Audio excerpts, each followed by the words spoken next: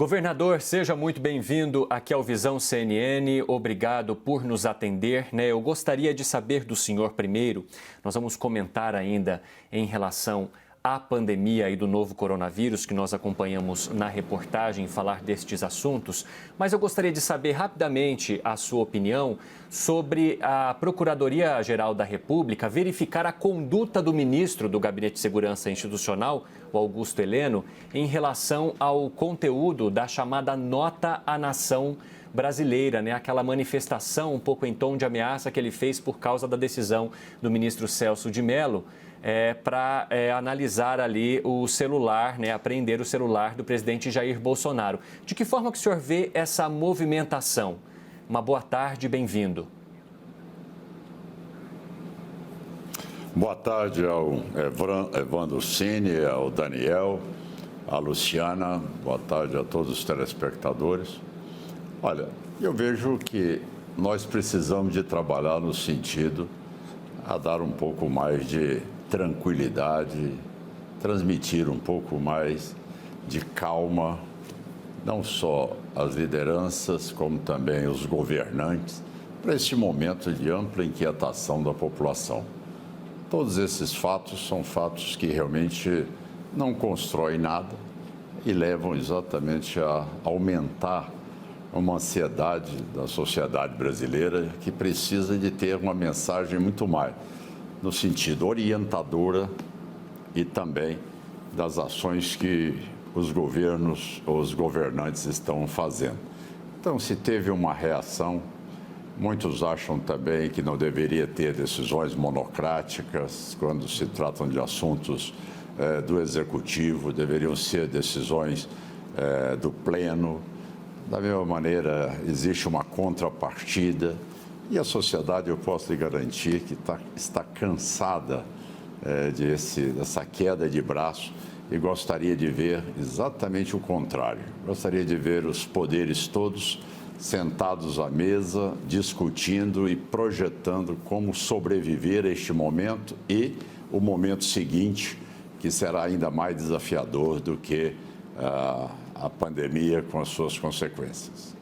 Governador, eu também queria entrar no assunto da pandemia, mas só para a gente fechar esse assunto ainda, o senhor que foi um aliado de primeira hora do presidente Jair Bolsonaro, depois tiveram os seus problemas aí, o senhor falou aqui inclusive com a gente no Visão CNN, ao vivo sobre isso, e aí eu lhe pergunto, como o senhor analisa as últimas sinalizações dessa harmonia que o senhor está falando aí nesse momento por parte do presidente Jair Bolsonaro? Eu posso lhe garantir, Luciana, que estou empenhado em realmente construir esse acesso de todos os presidentes de poderes e um diálogo mais produtivo, um diálogo capaz de poder mostrar a preocupação de todos nós, tanto com o risco a milhares de vidas, como também o problema fiscal que o país enfrenta. São todos dois problemas graves. E eu acho que aí, neste momento, ficar deslocando o debate para o acessório realmente é uma perda de energia enorme. Eu, às vezes que fui a Brasília, que tenho ido, eu tenho discutido exatamente esse ponto que é positivo e que o presidente, muitas vezes, ele se envolve numa discussão ou provoca-se uma discussão de temas menores em decorrência a um momento em que a sociedade precisa e, de uma certa maneira, tem recebido. Eu posso dizer, como parlamentar que fui durante 6 mandatos no Congresso Nacional, nunca o Congresso, nunca um parlamentar teve tanto acesso à verba extraordinária, como também às emendas impositivas de bancada.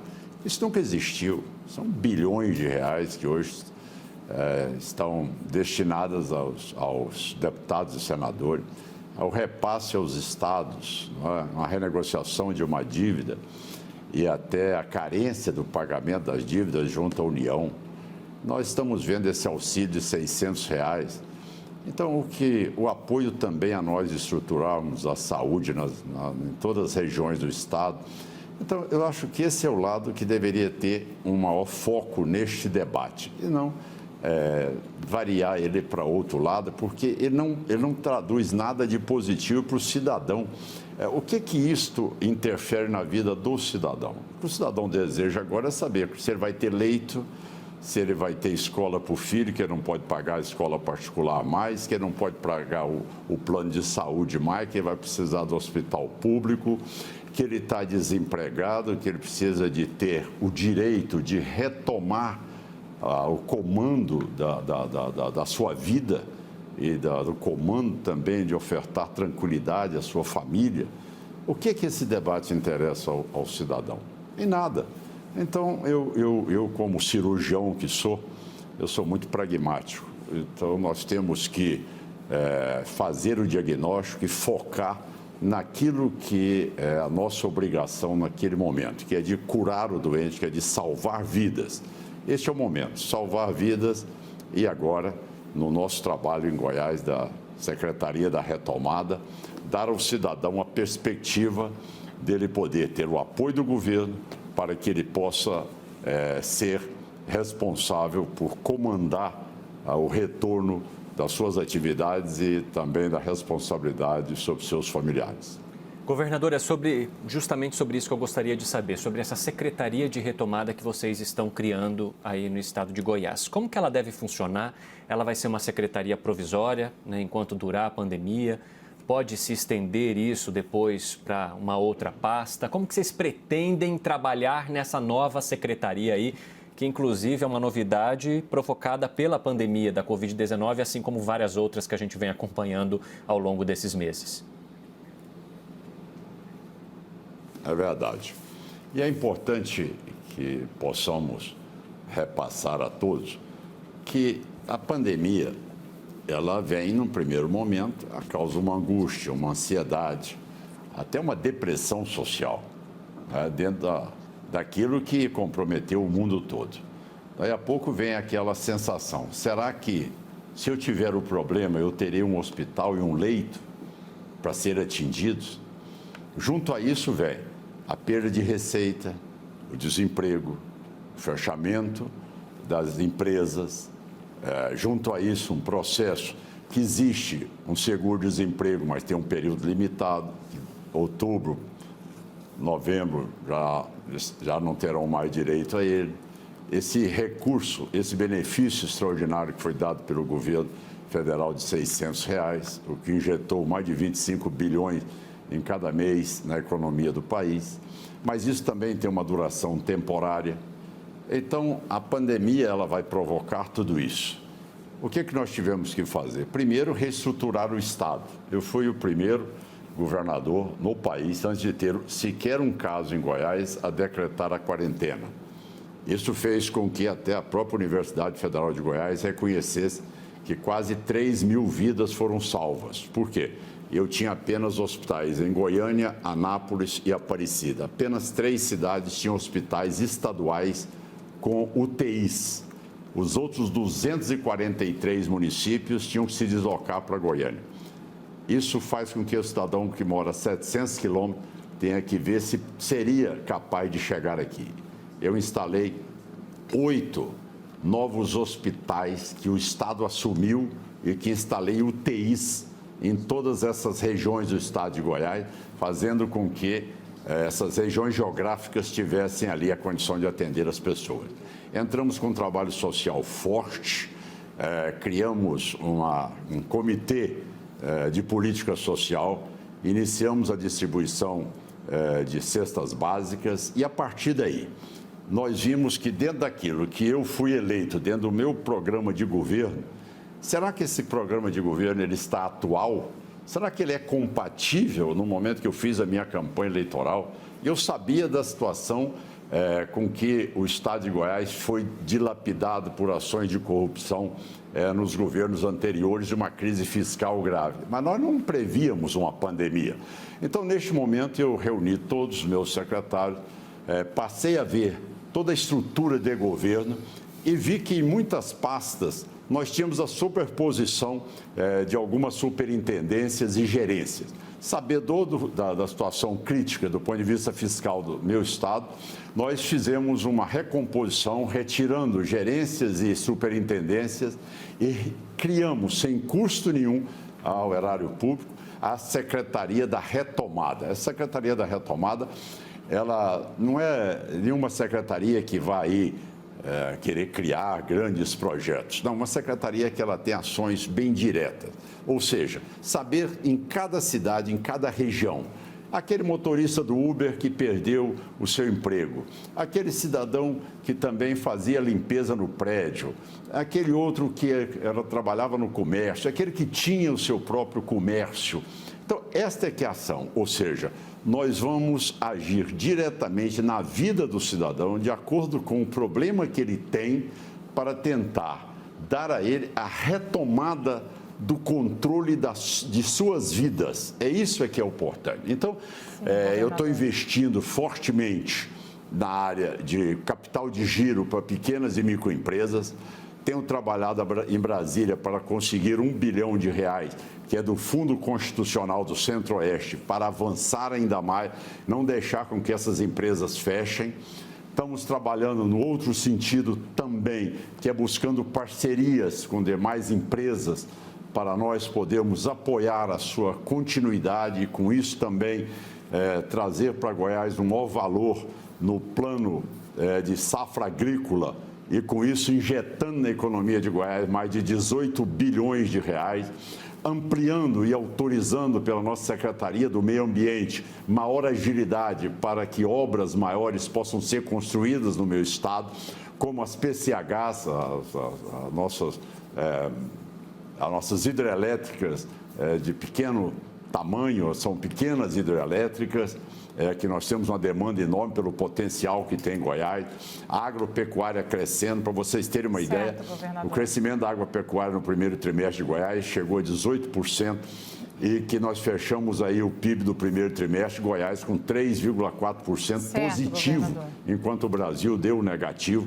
Então, nós antecipamos o processo e já estamos trabalhando, porque a retomada é exatamente essa que eu disse que é o mais grave. Qual é a consequência atual agora? Agora nós vamos conviver, tá certo? Hoje nós temos aí 10 milhões de brasileiros empregados e que não receberam.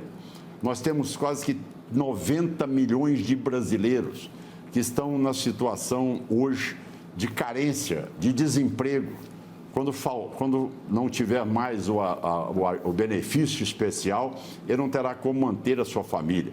Então, já que esse processo vai agravar a partir de agora, de agosto, de setembro, tá certo? De outubro, nós temos que trabalhar esse processo com muito afinco e com muita competência e não esperar chegar o processo. Então, esses são os objetivos: dar ao cidadão a condição de resgatar o seu emprego, resgatar o ânimo. Você sabe que existe uma depressão enorme, tá certo? Em toda a comunidade. O cidadão, ele está sem rumo.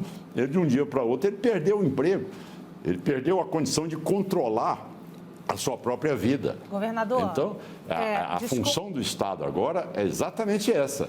Não é ficar lamuriando, não é ficar se perdendo em coisas menores, e sim focando aquilo que o cidadão realmente espera dos governantes. E Goiás, eu posso garantir que nós temos o apoio de grande parte da população. Foi colocado aí segunda-feira. Vou fazer uma reunião com todos os prefeitos, deputados estaduais, federais, presidentes de poderes e a imprensa também, para dizer aos prefeitos: olha, eu, hora nenhuma, abri dentro daquilo que deve ser o tratamento correto num período de pandemia, tá certo? Mas se nós não tivermos aí o compartilhamento e a responsabilidade dos prefeitos, que muitas vezes estão preocupados com suas eleições, tá certo? E levando a essa proliferação de mais de 1.000 casos dia de contaminação, nós teremos uma dificuldade enorme, porque nenhum país do mundo suportou quando a epidemia teve um crescimento exponencial dos números de contaminados. Então, é desta maneira que eu estou agindo, fiz a tarefa de casa, mas é preciso que todos os setores também, dos poderes constituídos e das lideranças, se ocupem neste momento em que Goiás agora, sim, chegou e está no epicentro da contaminação do coronavírus. Governador, obrigada. O nosso âncora em Brasília, Daniel de Juto, tem também uma pergunta. Eu peço ao senhor que faça uma resposta um pouco mais curta para a gente poder fazer outras perguntas que são importantes aqui, caras para a gente, governador. Daniel, pode falar. Obrigado, Luciana. Governador, boa tarde. Um prazer falar com o senhor novamente. A minha pergunta vai justamente nesse sentido da reunião de segunda-feira com prefeitos e demais autoridades que o senhor citou. Há a possibilidade de ser decretado, ainda que seja um lockdown temporário, para conter esses números, o avanço desse número no Estado? E outra pergunta vai relacionada à responsabilidade. O presidente Jair Bolsonaro disse que a responsabilidade agora, nesse momento, é justamente de governadores e prefeitos, dada a decisão do Supremo Tribunal Federal. O senhor também interpreta assim? A decisão, o Supremo e a própria Constituição, no seu artigo 24, nos dá esse direito compartilhado, né, de nós podermos decidir sobre matérias da saúde. E o Supremo já acabou de decidir sobre esse assunto. O que nós precisamos é de ter um discurso uniformizado, isso é fundamental. E aí não são apenas os governadores e prefeitos, e também o governo federal e o próprio presidente da República priorizando, neste momento, apoios às regiões, porque você sabe que o vírus ele tem uma dinâmica própria. Então, não tem um remédio só e uma estratégia única, tá certo? Ela é de acordo com aquilo que nós vamos estar passando naquele momento. Até agora, nós conseguimos segurar. Agora, é realmente um quadro preocupante. E por isso nós estamos tomando essas medidas todas neste momento. Então, eu vejo assim, em relação à primeira pergunta, é dizer que não é possível mais também os prefeitos não assumirem neste momento a sua responsabilidade, as suas responsabilidades, de coibir os excessos e, dentro do meu pensamento, quando você formula a pergunta, eu concordo plenamente com você. Eu acho que a única maneira que funciona, no caso específico do coronavírus, é um fechamento mais rígido, deixando apenas os serviços essenciais durante uma semana, depois reabre por um período maior, e aí vai se intercalando um período de total fechamento para outros períodos de flexibilização. Até porque todos nós sabemos que esses períodos, então, eles darão um fôlego a nós para que o afluxo de pessoas aos hospitais não seja em proporções que não tenhamos leitos e nem força de trabalho para tratá-los. Tá certo, então. A gente agradece aqui a participação do governador de Goiás, Ronaldo Caiado, por mais uma vez estar aqui com a gente no Visão CNN. Muito obrigada, governador. Uma ótima tarde ao senhor. Muito obrigado, Luciana. Muito obrigado ao Evandro e ao Daniel. Obrigado. Até mais.